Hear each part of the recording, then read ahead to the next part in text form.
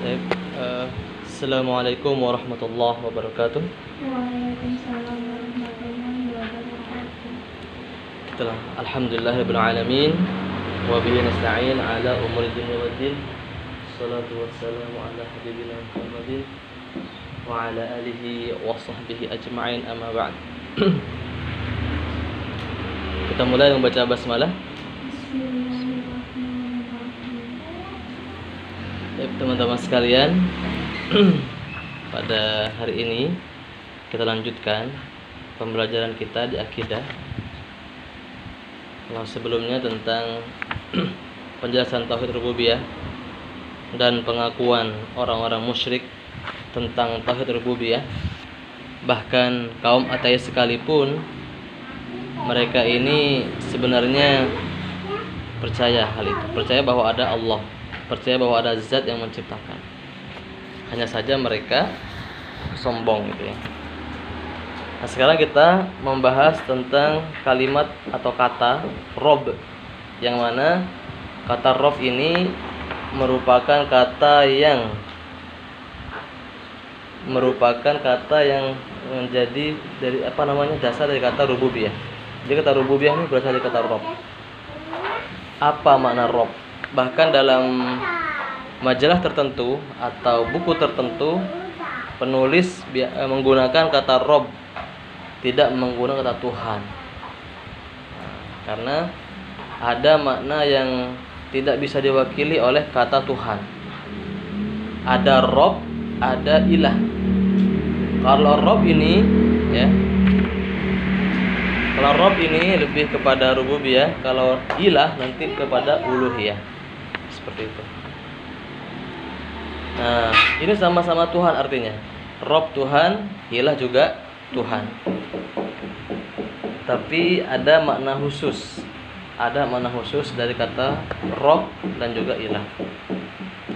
Sekarang kita akan membahas al-faslus tsani, mafhumu kalimatir Rabbi fil Qur'ani was sunnati wa tasawwuratul umami dhalati. Penjelasan atau pemahaman tentang kata Rob di dalam Al-Quran dan Sunnah,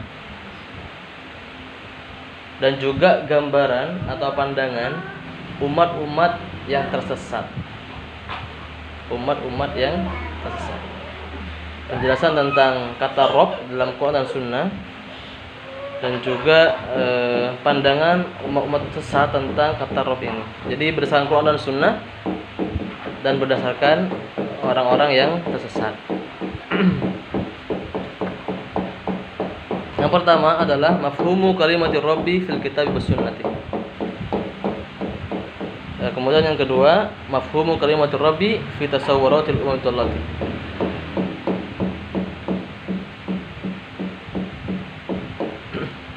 Baik. Silahkan dibantu baca ya paragraf yang pertama dari mafhumu kalimatir Rabbi fil kitab was sunnah.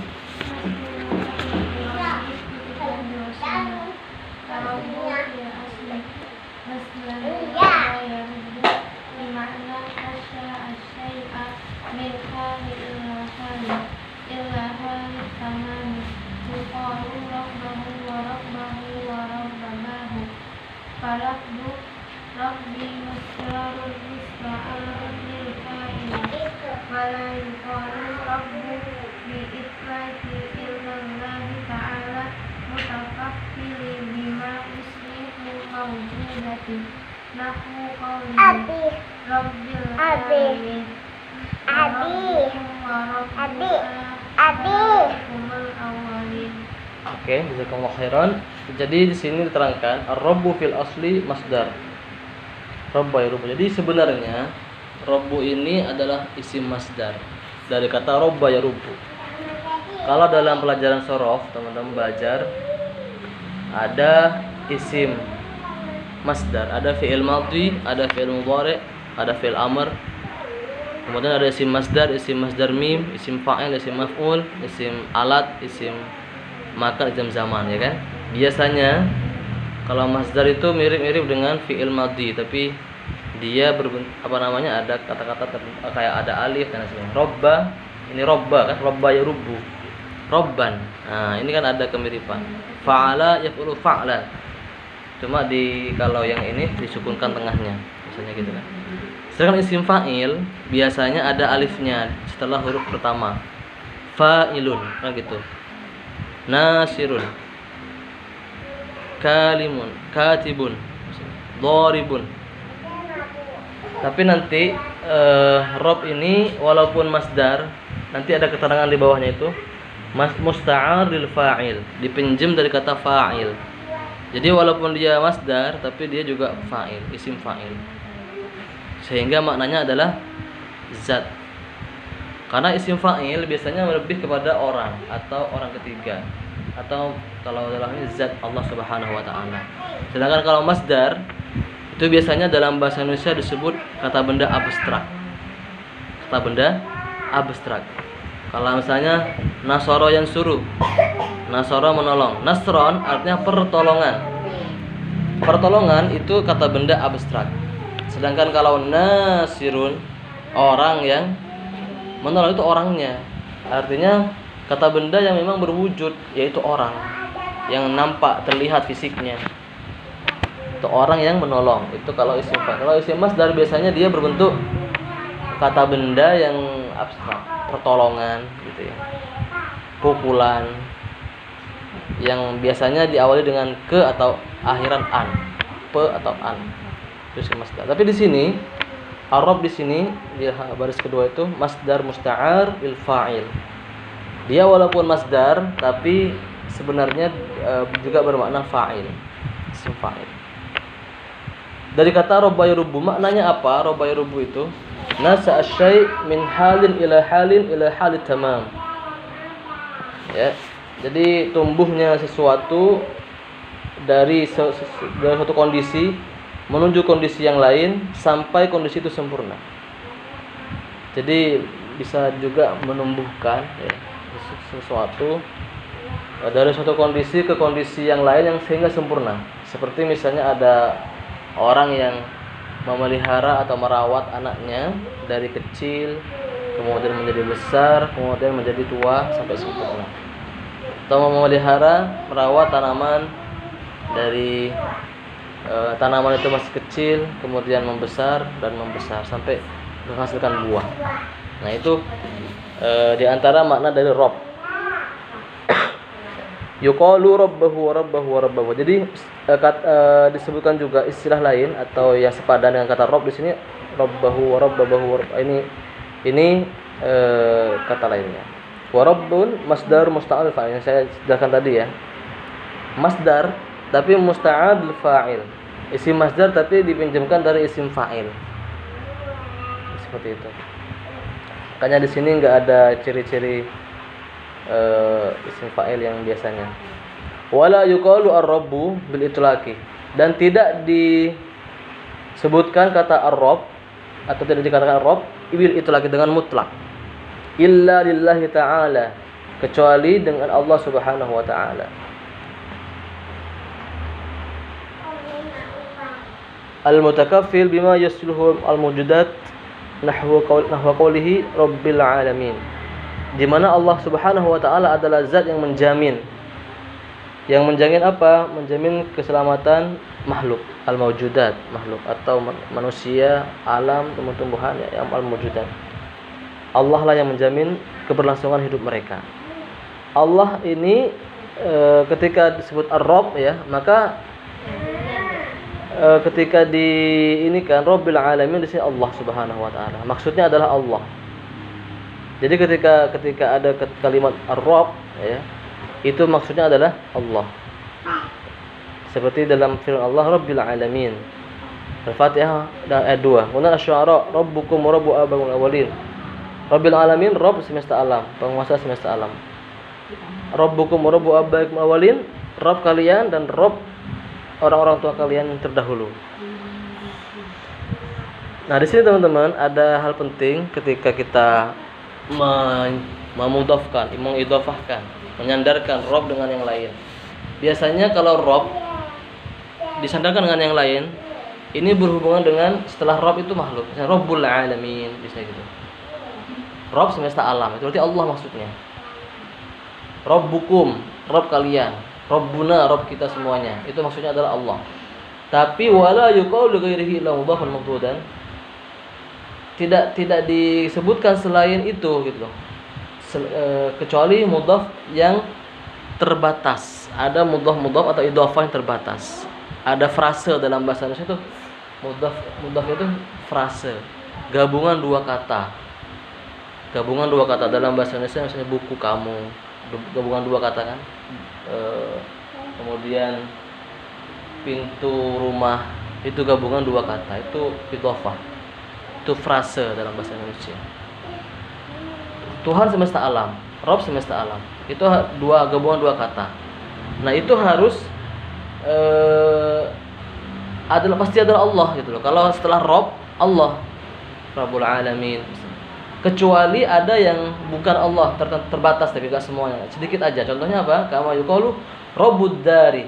Rabbud Dari ini maksudnya adalah pemilik rumah, bukan Allah.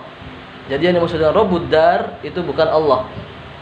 Ya, bukan Allah. Kalau Rabbul Alamin itu adalah Allah. Rabbun Nas itu maknanya adalah Allah atau bukan? Rabbun Nas.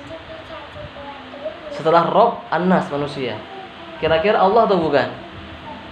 Hah? Iya. Iya, betul iya. Kalau Rabbul Alamin? Iya. Iya. Kalau Rabbukum, Tuhan Rabb kalian, Allah ya. Tapi kalau Rabbud Dar, Dar itu apa artinya? Rumah. Rabbud Dar, Tuhannya rumah. Masa pas kalau Allah kan? Enggak pas kan? Berarti kalau Rabbud Dar pemilik rumah. Karena Rabb ini juga bisa bermakna milik. Rabbul Farsi. Ini Farsi itu kuda. Tuhan kuda, cocok enggak kira-kira? Cocok. Pemilik kuda. Yakni sahibuha. Nah, makna dari Rabbud Dar, Rabbul Farsi, ini maknanya adalah sahibuha, pemiliknya. Pemilik dari rumah, pemilik dari kuda. Jadi kata Rabb kalau disandingkan dengan Ad-Dar dengan Al-Farsi itu maknanya beda. Bukan Allah Subhanahu wa taala, tapi manusia.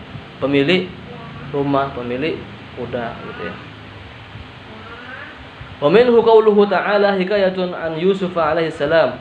Dan darinya dari kata tadi Rabbud Dar atau Rabbul Farsi, ada firman Allah yang menunjukkan bahwa itu bukan Allah. Walaupun ada kata Rabb. Jadi walaupun ada kata Rabb dalam Al-Qur'an, itu bukan berarti tidak semuanya bermakna Allah. Tidak semuanya. Ada yang maknanya itu pemilik, sahibuhu. Seperti hikayatun an Yusuf. Cerita tentang Nabi Yusuf. Nah, ada cerita tentang Nabi Yusuf di sini. Ada cerita Nabi Yusuf. Apa katanya? Udhkurni 'inda rabbika fa ansahu syaitan wa dzikra rabbih.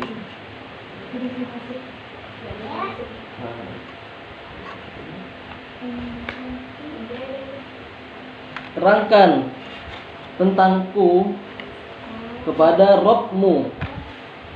Nah, Rabb di sini bukan Allah, tapi adalah tuan atau majikan. Karena Nabi Yusuf pernah menjadi budak ya, pernah jadi budak majikannya Zulaikha ya, suaminya.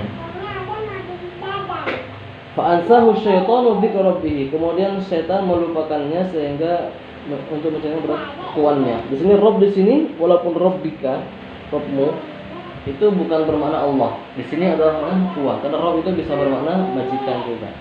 Tidak harus Allah. Ala qaulin fi tafsir ayat. Jadi dalam tafsir ayat maknanya bukan Rabb. Dalam dalam tafsir makna dari Rabb di sini bukan Allah, tapi adalah majikan. Wa qauluhu ta'ala, sebagaimana juga dalam ayat yang lain di surat yang sama, surat Yusuf ya. Qala rji' ila rabbika. Dia berkata, kembalilah kepada Rabbmu, maksudnya majikan. Wa qauluhu ta'ala, firman Allah juga, amma ahadukuma fayaski rabbahu khamra. Adapun salah satu antara kalian berdua akan memberikan minum kepada tuan kalian, majikan kalian, khamr. Di sini ahadukuma ini adalah dua orang yang dipenjara. Maka salah satunya dari mereka, kata Nabi Yusuf, akan nanti setelah ini akan menuangkan minuman kepada majikannya, yaitu Fir'aun. Fir'aunnya di masa Nabi Yusuf berbeda dengan Fir'aunnya masa Nabi Musa. Karena Fir'aun itu adalah gelar ya. Kalau yang di masa Nabi Musa, kalau nggak salah itu Ramses IV. Nah, tapi gelarnya Fir'aun. Itu gelar yang ada adalah Ramses IV. Fir'aun itu adalah gelar untuk semua pemimpin Mesir, Fir'aun. Itu kalau untuk yang di masa Nabi Musa yang terkena kejam ya, mengaku Tuhan, itu adalah Ramses IV. Nah, di masa Nabi Yusuf juga ada raja Fir'aun juga. Tapi beda. Wa qala sallallahu alaihi wasallam, Rasulullah juga menyebut kata Rabb.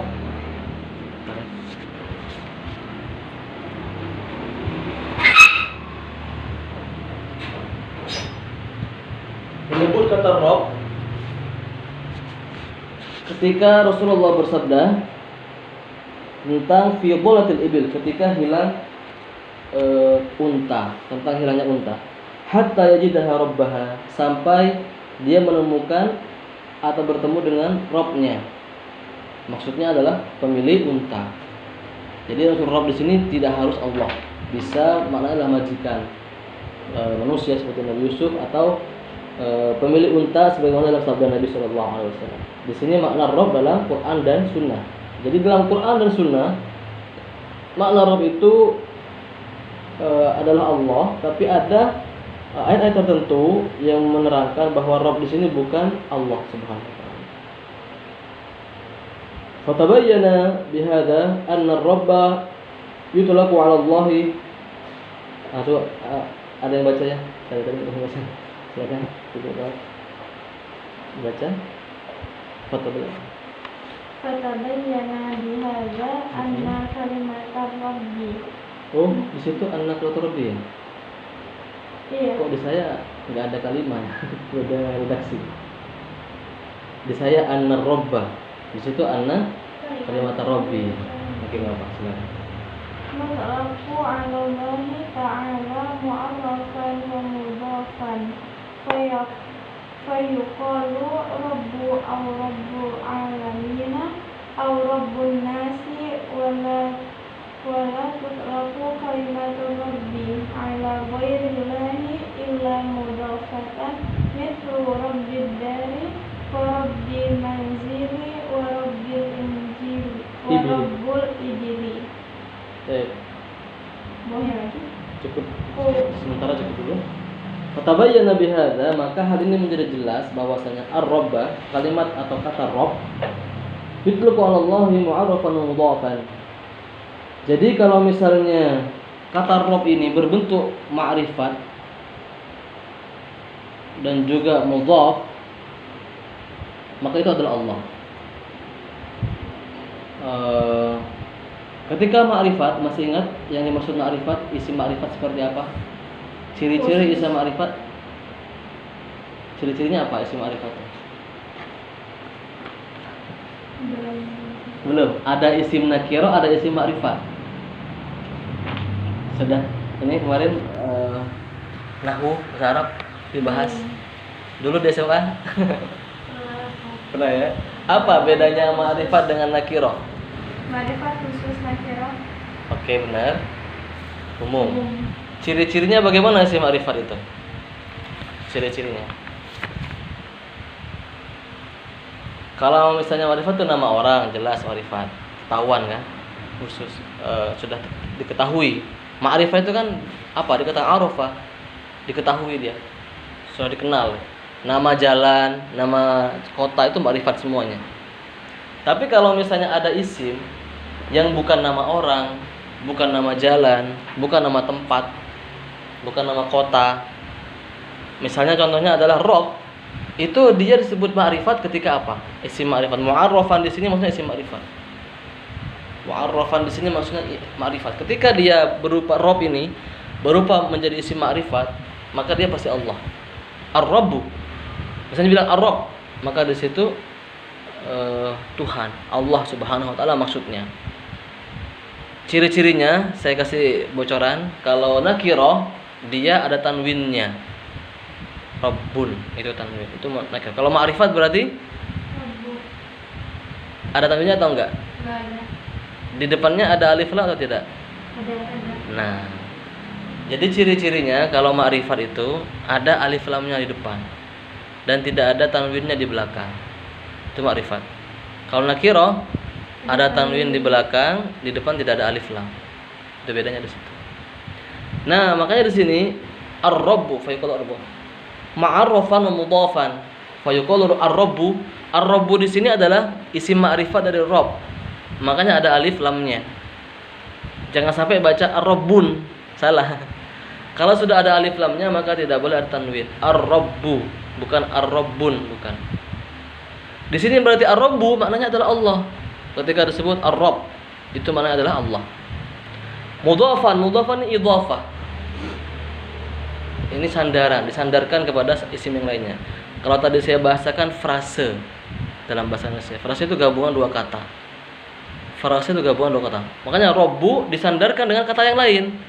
Yaitu apa? Al-alamin. Rabbul alamin. Maka kalau rabbul alamin dua kata kan? Pertama rabb, yang kedua adalah isim yang lain, sandaran ya, gabungan dua kata jadi makna, jadi satu kata, jadi satu makna ya. Dua kata tapi menjadi satu gitu. Maknanya satu.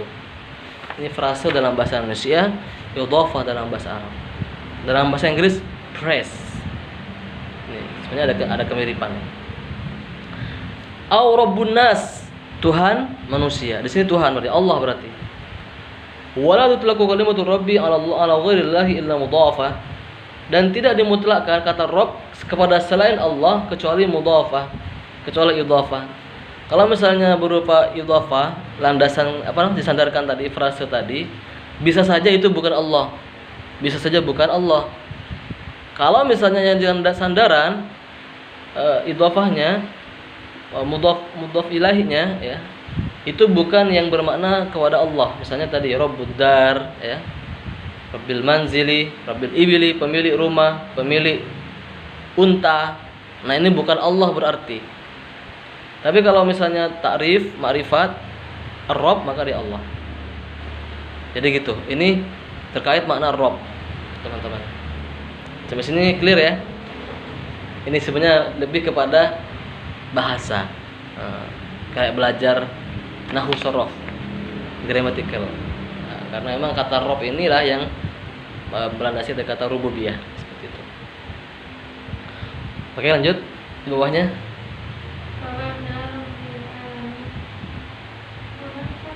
Ya, betul.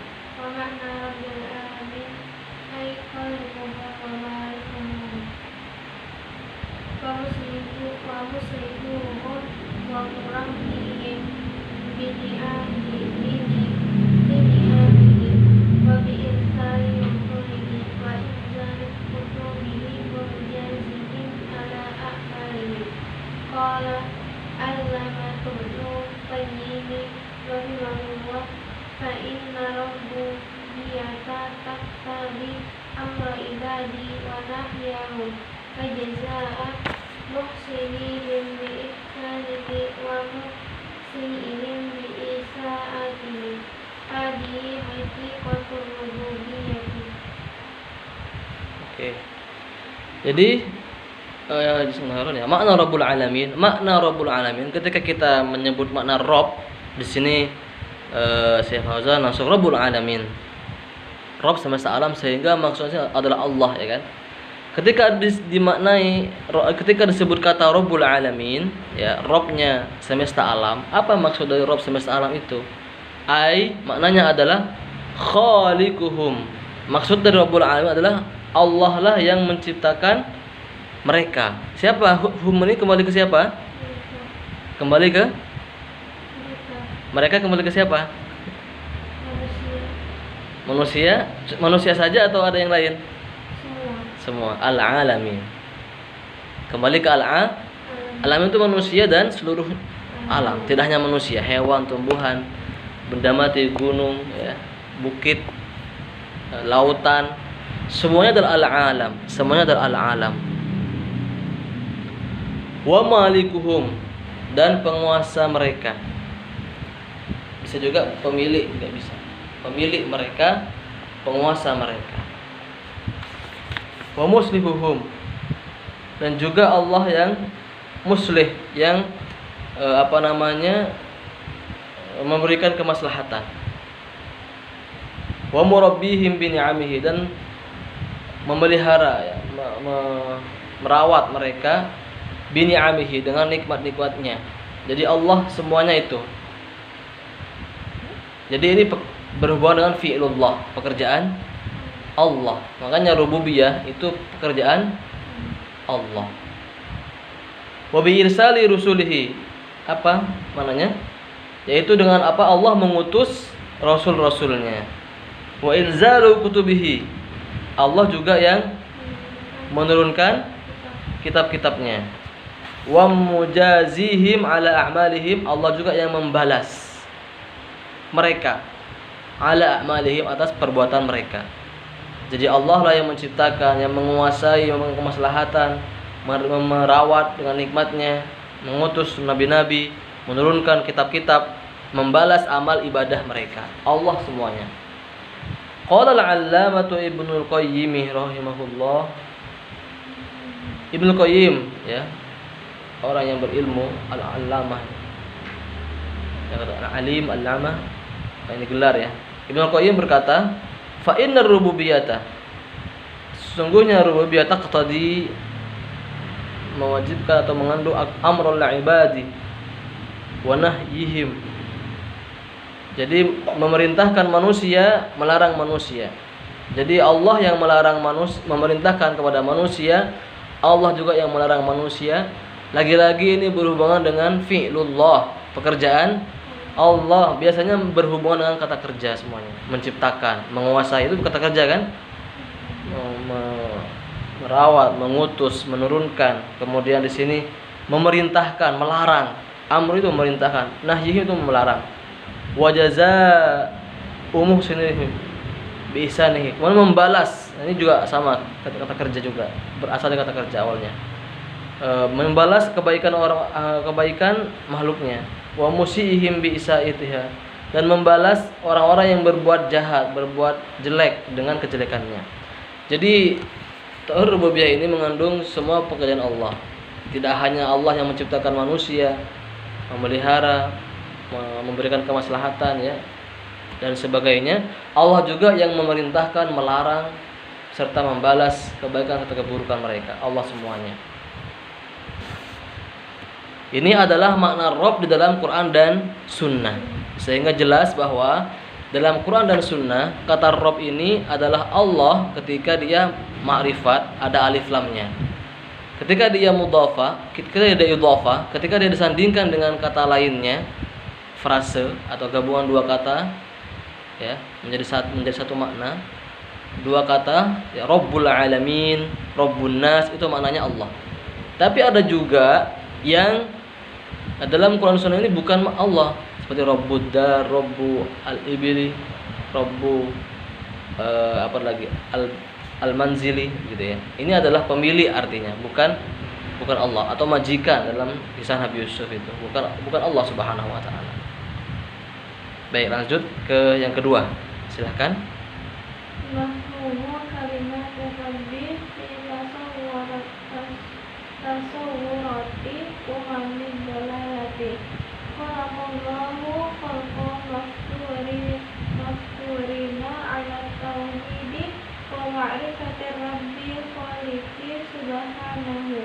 Kama qala Allah ta'ala, fa'akim wajhaka lid-dini hanifan fitratallahi allati fataran nasa 'alaiha la tabdila li khalqillah. Wa qala ta'ala, wa id akhadha rabbuka min bani adama min zuhurihim dhurriyyatahum wa ashhadahum 'ala anfusihim alastu bi rabbikum qalu bala shahidna.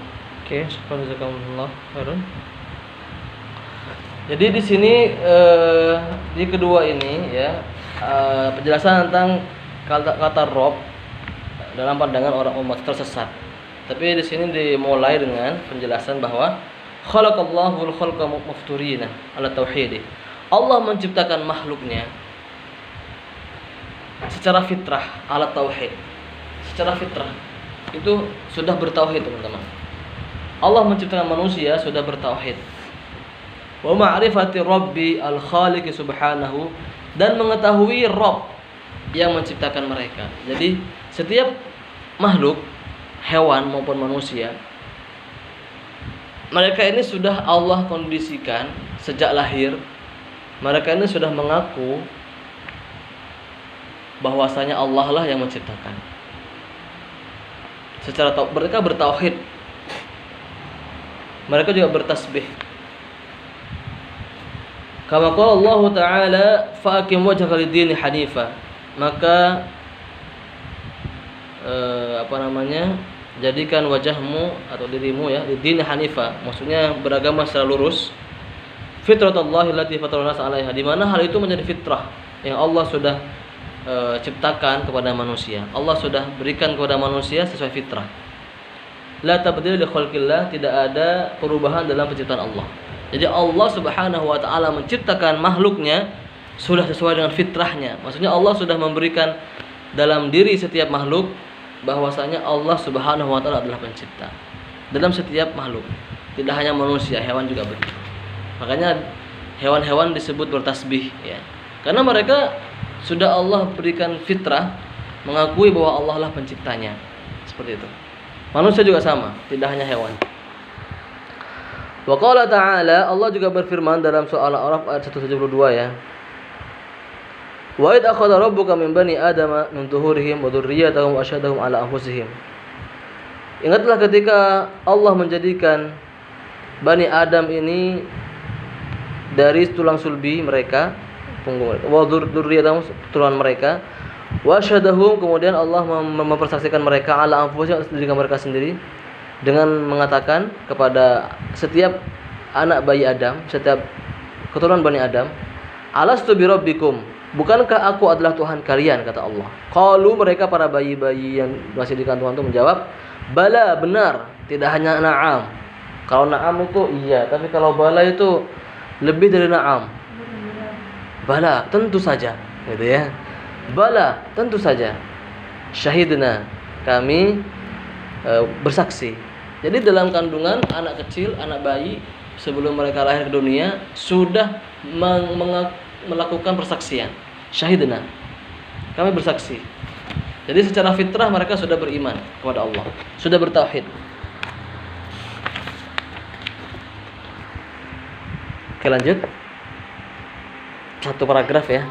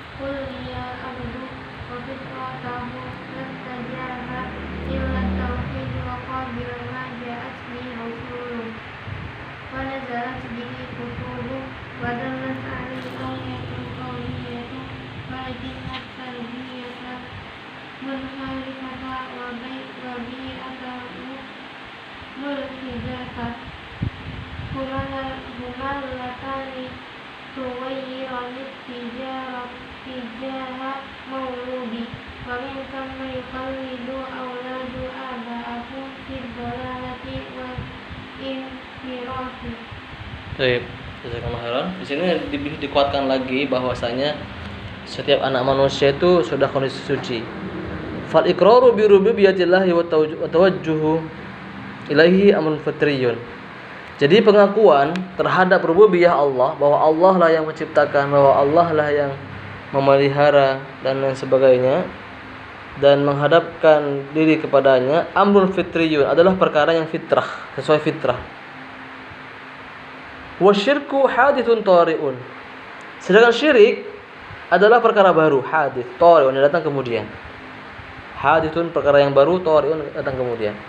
Jadi tauhid dulu, baru syirik. Maksudnya apa? Ketika orang masih baru lahir, dia tauhid, bertauhid dia. Barulah ketika terjadi lingkungan, ada lingkungannya orang tua, sekolah, dan yang dia baca macam-macam, akhirnya mempengaruhi si anak dan dia bisa syirik, berbuat syirik. Dan itu datang kemudian. Awalnya syirik, awalnya tauhid, tapi kemudian syirik. Waqad qala Nabi sallallahu alaihi wasallam, Rasulullah sallallahu bersabda, "Kullu mauludin yuladu 'alal fitrati." Ini kemarin kita juga bahas. Setiap anak manusia yang lahir, mereka lahir dalam kondisi fitrah, beriman kepada Allah, bertauhid kepada Allah. Fa abawahu yuhawidanihi. Maka kedua orang tuanya lah yang membuat dia Yahudi. Au yunasiranihi, atau membuat dia Nasrani. Au yumajjisanihi, atau membuat dia Majusi. Majusi ini kaum yang menyembah api. Falau khulliya al-'abdu wa fitratuhu la itijahi ila tauhidi wa qabila ta'ati rusuli alladhi ja'at bihi rusulu wa nazat bihi kutubu wa dallat alaihi al-ayatul kauniyatu. Jadi teman-teman sekalian, walaupun bahkan seorang hamba ya ada diasingkan ya, seorang yang diasingkan, maka secara fitrahnya dia bertauhid. Dia bertauhid dan akan menerima dakwah Rasul. Bahkan dakwah Rasul, dia akan menerima dakwah Rasul. Misalnya ada yang berdakwah kepadanya. Alladzi ja'at bihi rusul, ketika datang kepadanya rasul-rasul. Wa nazalat bihi al-kutub, yang mana turun juga kitab-kitab. Wa dalalahi al-ayatul kauniyah, dan juga ditunjukkan kepadanya ayat-ayat kauniyah. Ayat kauniyah itu ayat-ayat yang tercipta. Kalau ayat-ayat Qur'aniyah itu ayat-ayat yang terucap. Kalau ayat kauniyah itu ayat yang tercipta. Manusia seandainya pun diasingkan gitu ya, dijauhkan dari penduduk, kemudian datang kepadanya misalnya dakwah datang kepadanya gitu ya, dan juga hal-hal lainnya, maka dia akan bertauhid, tetap bertauhid. Walakin tarbiyah al-munharifah wal bi'ah al-mulhidah huma latani taghayyarani tijahal maulud. Akan tetapi ya, pendidikan yang menyimpang, at-tarbiyah al-munharifah, pendidikan yang menyimpang, wal bi'ah al-mulhidah, dan lingkungan yang ateis ya, yang menyimpang juga, yang ajaran yang menyimpang, sama-sama menyimpang ya. Humal latani taghayyarani tijahil maulud. Dua hal inilah yang menyebabkan anak itu berubah gitu ya. Anak itu berubah yang awalnya tauhid menjadi syirik. Apa? Tarbiyah al-munharifah, pendidikan yang menyimpang dan lingkungan yang menyimpang. Pendidikan ini dari orang tua, dari guru, dari siapapun yang mendidik mereka, dan juga lingkungan. Wa min thamma yuqallidul aulad abaihim fi dhalati wal inhal. Dan hal ini di sana mereka para anak-anak itu yuqallidul aulad abaahum. Anak-anak tadi meniru, mengikuti mengikuti ayah-ayah mereka, orang tua mereka, fi dhalali wal inhiraf, dalam hal kesesatan dan penyimpangan. Jadi kedua orang tuanya lah yang menjadi penyebab mereka bisa menyimpang. Seandainya mereka tidak diarahkan oleh orang tuanya, mereka akan tetap bertauhid. Oke, lanjut. Yaqulullahu ta'ala fi hadithi kudusi Qanaqatu ibadi hunafa fajtalahum asyayatinu ay sarafathum ila ibadatil asnami wattikhadina arbaban min dunillahi fawaqa'u fid dalali wal baya'i wattafarraqufi wal ikhtilafi kullun yattakhidhu lahu rabban ya'buduhu ghayra rabbi akhari li'annahum lamma taraku rabba haqqa batulu bittikhadil arbabi batilati kama qala ta'ala fadzalikumullahu rabbukumul haqq fama za ba'dal haqqi illa dhalal والضلال له ليس له حد ولا نهاية wa huwa lazimun li kulli man a'rada 'an rabbihil haqqi. Qala Allahu ta'ala a'arbabum mutafarriquna khairun amillahul wahidul qahhar ma ta'buduna min dunihi illa asma'an sammaytumuha antum wa aba'ukum ma anzalallahu biha min sultan. Jazakallahu khairan. Insyaallah. Allah juga berfirman dalam hadis qudsi, khalaqtu ibadi hunafa'a. Saya telah menciptakan hamba-hambaku hunafa'a, dalam kondisi mereka ini lurus, bersih, bertauhid maksudnya. Fajtalathum asyayatinu. Kemudian syaitanlah yang membuat mereka berpaling. Syaitanlah yang berbuat mereka berpaling, ya.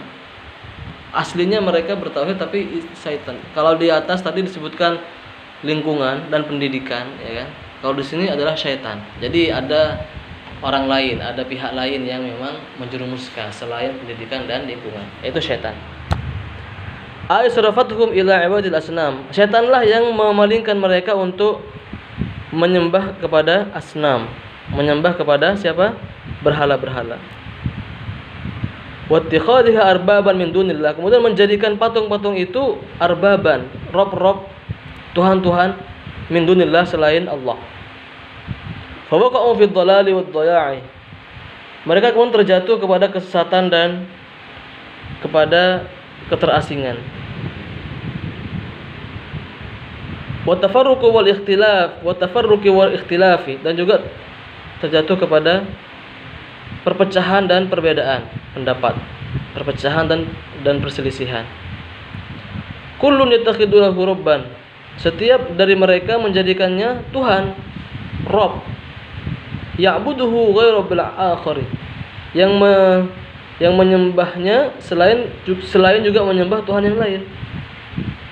Jadi mereka menyembah Tuhan patung yang satu dengan patung yang lain. Maksudnya tidak yang satu. Li'annahum lima taraku ar-rabb al-haq. Karena mereka meninggalkan Rabb yang benar, yaitu Allah.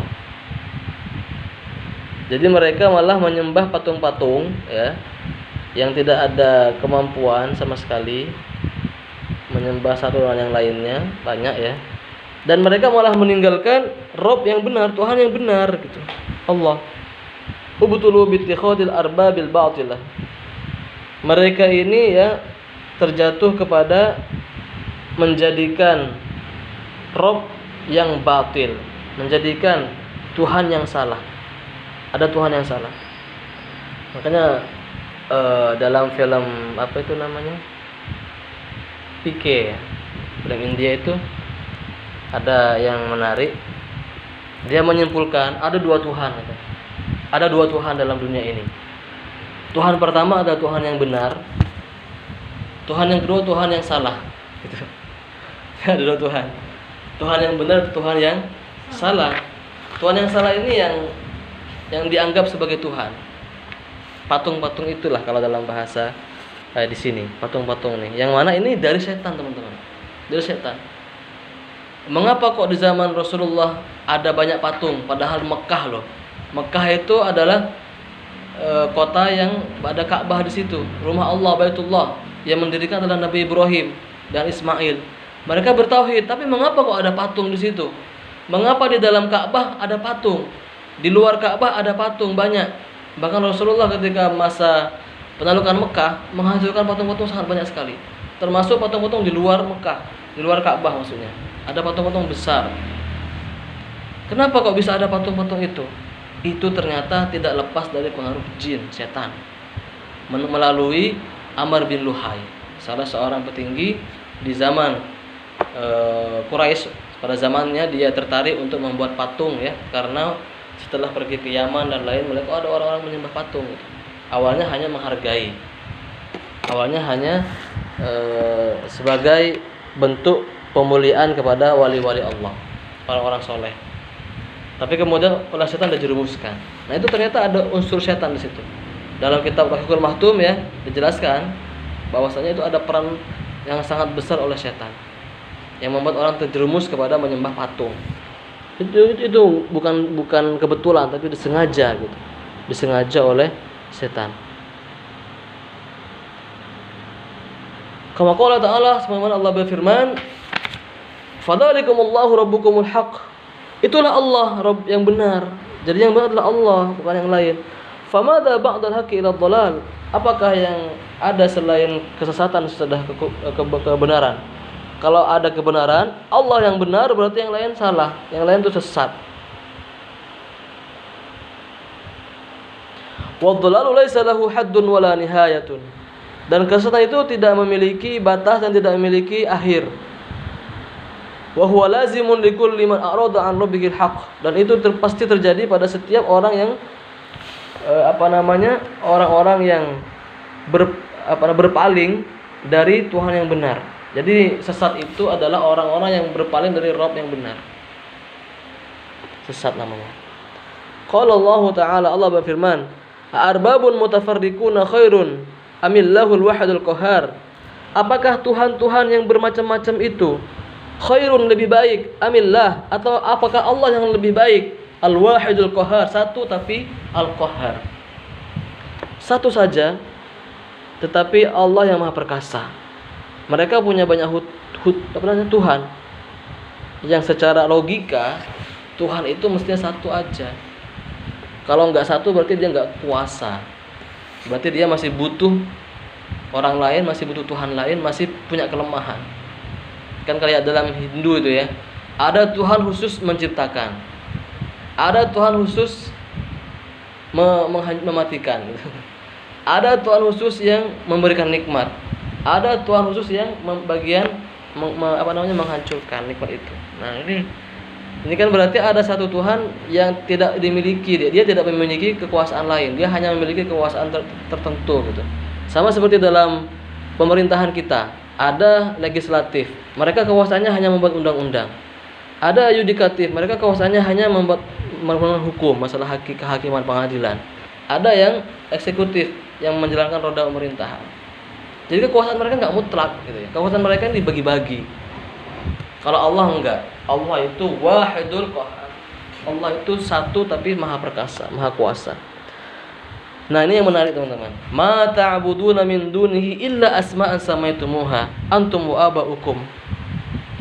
Apa yang kalian sembah selain Allah illa asma, hanyalah nama-nama. Samaitumuha, yang nama-nama itu kalian sendiri yang menamai. Antum wa aba'ukum, kalian atau nenek moyang kalian yang menamainya. Oh, namanya ini Lata, ini namanya Uzza. Oh, ini namanya Tuhan Bapak, ini Tuhan Ibu. Ini mereka yang kasih nama, teman-teman. Bahkan kalau teman-teman belajar sejarah agama-agama selain Islam, itu mereka terjadi penyimpangan luar biasa. Mereka yang ngasih nama. Termasuk apakah Nabi Isa ini adalah nabi atau adalah Tuhan, itu di voting, teman-teman. Ada perbedaan pendapat. Gereja pendeta timur dengan pendeta barat, gereja timur sama gereja barat beda pendapat nih. Gereja barat berpendapat Nabi Isa itu adalah Tuhan. Sedangkan gereja timur berpendapat Nabi Isa itu adalah nabi saja, bukan Tuhan. Sehingga mereka berdebat di voting, enggak selesai nih, musyawarah enggak selesai di voting. Yang menang adalah pendeta barat. Akhirnya diputuskan dalam voting bahwa Nabi Isa bukan nabi tapi adalah Tuhan. Bagi yang menolak ini, maka ajarannya tidak diakui oleh negara. Ibaratnya sekarang kelompok yang tersesat, kelompok yang tidak resmi oleh pemerintah, kelompok yang bisa dibunuh ya. Kelompok yang tidak resmi tidak diakui gitu. Nah, sebenarnya ada kelompok-kelompok yang masih mengakui bahwa Allah itu adalah Nabi Isa itu adalah nabi.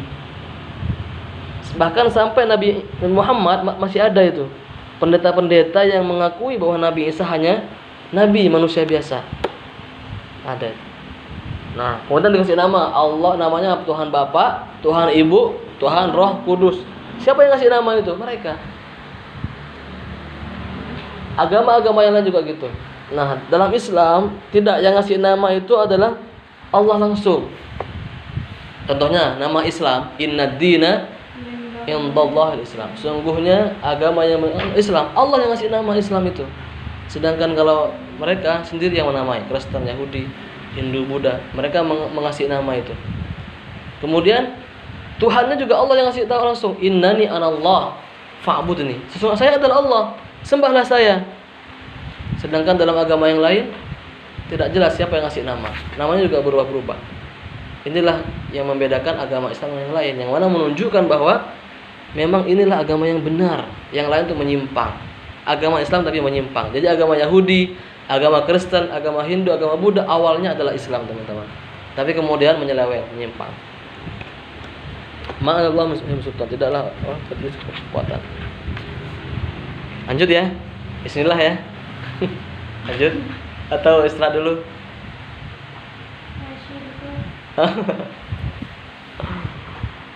Silakan.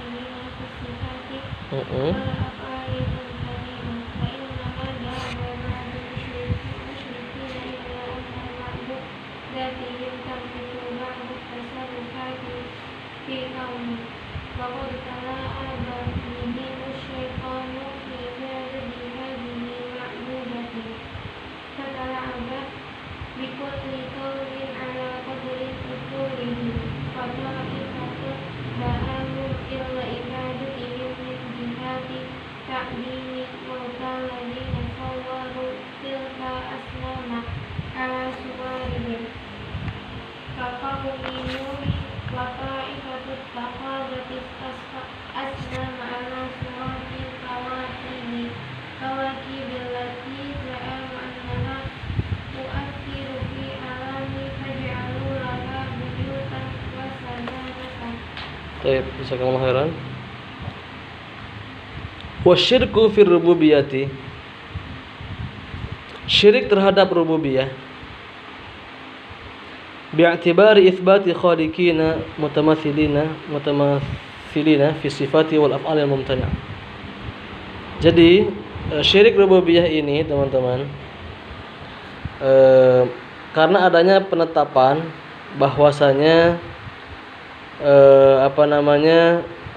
ada pencipta-pencipta yang mana mereka memiliki sifat-sifat dan pekerjaan yang mana khaliqin mutamathilin, yang banyak khaliq gitu. Banyak khaliq, banyak zat yang menciptakan, banyak zat yang mirip gitu ya. Nah, jadi tidak hanya satu gitu. Wa inna ma dhahaba ba'dul musyrikin ila anna ma'budatahum tamalaka ba'da tasarrufat fil kauni.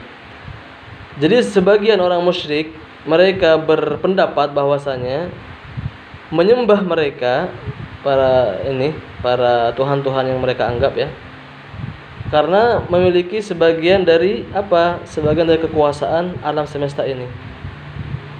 Sehingga dalam hal ini tala'aba bihim syaitan. Syaitan mempermainkan mereka. Syaitan mempermainkan orang-orang musyrik ini fi ibadati hadhil ma'budat. Dalam menyembah ma'budat, menyembah zat-zat benda-benda yang dianggap Tuhan ini. Jadi syaitan mempermainkan mereka sebenarnya. Jadi mereka mengakui bahwa ada Rob, tapi mereka berbuat syirik. Mereka berbuat syirik karena apa? Karena tidak hanya satu Tuhan itu yang bisa menciptakan, yang bisa melihara, itu ternyata banyak. Dan itu terjadi ya di negara-negara, bahkan di agama-agama yang lain, termasuk di agamanya Hindu ya, kemudian agamanya orang Yunani, itu banyak sekali tuhan-tuhan mereka, dewa-dewa bahasa mereka, gods pakai S. Fatala'aba bikulli qaumin ala qadri uqulihim.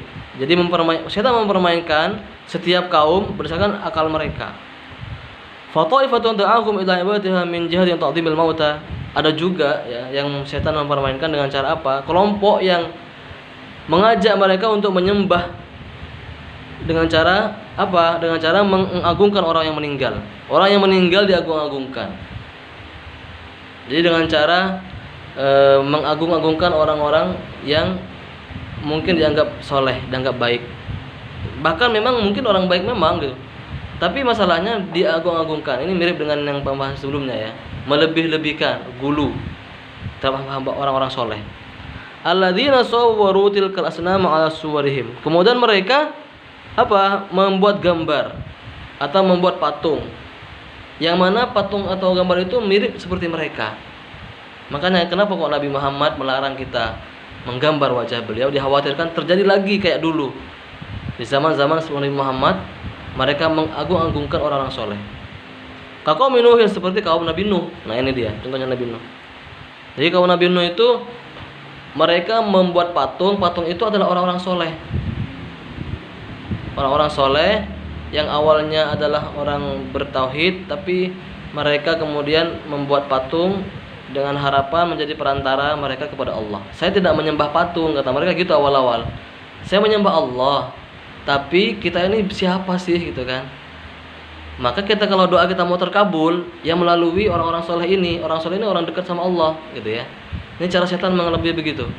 Nah kalau kita melalui perantara patung orang soleh ini, maka insya Allah doa kita cepat terkabul gitu. Masalahnya mereka sudah meninggal gitu kan. Kalau masih hidup silahkan ke kiai gitu kan. Ya Pak Kiai atau Pak Ustadz untuk orang doakan gitu. Ah itu masih bagus, mereka masih hidup kan. Nah masalahnya mereka udah meninggal kalau kaum Nabi Nuh. Tapi lama-lama malah menyimpang tambah parah gitu kan. Sampai menyembah mereka. Wa ta'ifatun ittakhadat al-asnama ala suratil kawakib. Ada juga kelompok ittakhadat al-asnama menjadikan patung ala suratil kawakib, dalam bentuk benda-benda langit. Benda-benda langit. Seperti matahari, bulan, bintang ya. Ada enggak yang menyembah matahari? Ada enggak? Ada. Contohnya di Jepang ya. Dulu di Mesir ada juga dewa Ra gitu. Menyembah bintang, menyembah matahari gitu ya, bulan. Allati za'amu annaha tu'athiru 'alal 'alam. Yang mana mereka berpandangan bahwasanya benda-benda alam itu memiliki pengaruh terhadap alam semesta karena bentuknya besar ya, matahari bentuknya besar, bulan besar gitu kan, sehingga dianggap memiliki kekuatan terhadap alam semesta yang lain. Faja'alu laha buyutan wa sadnatan. Kemudian mereka menjadikan rumah dan juru kunci. Jadi mereka buat patung gitu ya. Buat patung mirip hamba-hamba soleh. Ada buat patung mirip matahari. Ada buat patung mirip bintang. Ada juga orang yang buat api, majusi ya. Kemudian mereka menjadikan rumah dikelilingi pagar gitu kan. Kemudian dikasih juru kunci, tidak boleh ada yang membuka kuncinya kecuali juru kunci. Yang terjadi seperti itu yang terjadi, sehingga inilah bentuk kesyirikan terhadap rububiyah. Bahkan negara Jepang yang kita anggap maju ya, masih ada yang menyembah matahari sampai sekarang. Kalau Majusi sepertinya sudah nggak ada yang menyembah api. Yang aneh, Majusi itu api yang tak kunjung padam ya, yang nggak mati-mati di Persia sana, ternyata mati ketika apa? Ketika Rasulullah lahir.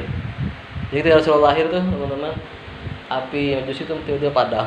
Kacau balau, mereka kaget kok Tuhan mereka mati gitu. Kan aneh ya, menyembah api, menyembah matahari dan sebagainya. Itu ada ternyata. Baik.